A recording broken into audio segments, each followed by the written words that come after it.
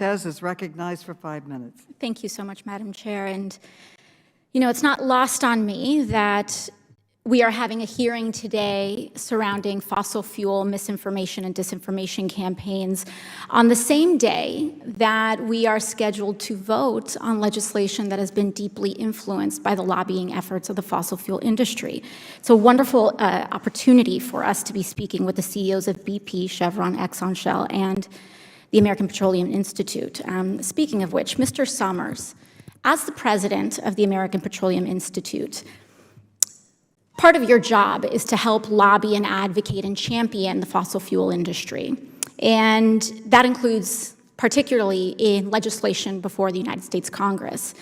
You told CNN on television, quote, "We are leaving everything on the field here in terms of our opposition to reconciliation. We are using every tool at our disposal to work against these energy proposals."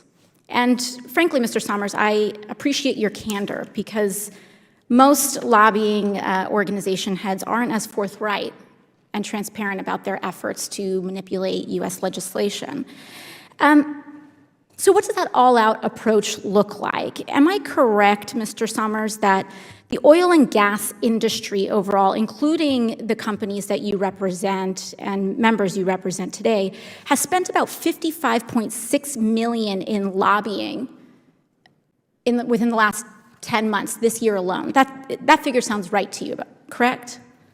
Congresswoman, thank you for your question, but let me clarify something, first of all, about who the American Petroleum Institute is. Our mission, first of all, is that we're a standard-setting organization for the global oil and gas industry. Mm-hmm. We maintain over 700 standards in the areas of health, environment, and safety. In addition to that, we advocate for the oil and gas industry. Mr. Summers, is that figure $55.6 million in lobbying funds correct or not? I have limited time. Congresswoman, I don't have those numbers at my disposal. Well, according to our disclosures, that seems to be the figure, but I will move on. I would like to turn my attention to Mr. And I apologize, we just simply don't have much time allocated here. Mr. Woods, as the CEO of ExxonMobil, are you familiar with an individual by the name of Keith McCoy? I am. He was one of your top lobbyists, correct? He was a senior advisor in our Washington office. I see.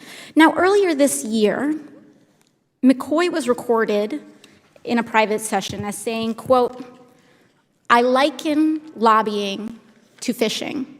You have to bait. You throw that bait out there just to kind of reel members of Congress in because they are a captive audience. They know that they need you and I need them."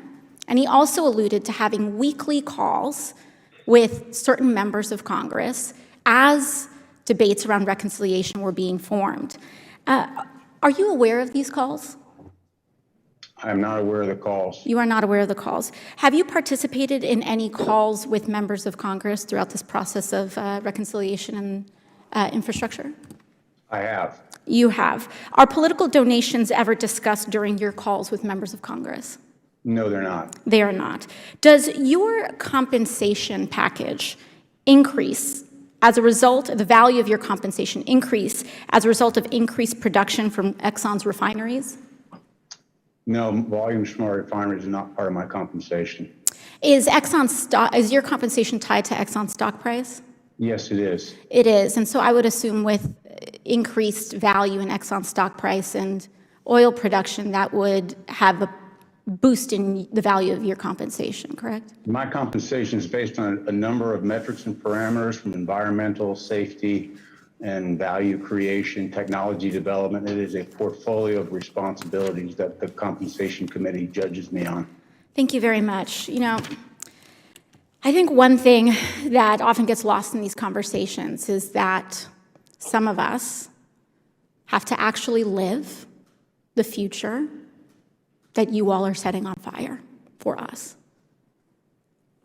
By 2028, crop yields are already projected to begin to fail, with famine beginning to hit the world's most vulnerable populations. By 2038, current U.S. drought, fire, and extreme heat trends could potentially make whole regions of the United States unlivable if we continue the trends that lobbyists are trying have us pursue. And we have a tipping point by 2036. We do not have the privilege or the luxury of lobbyist spin. And it is incredibly important that we don't reach net zero or in some imaginary future, but that we actually cut through to carbon emissions reductions here in the United States and globally. I submit back to the chair. Back, the gentleman from Texas, Mr. Fallon, is now recognized for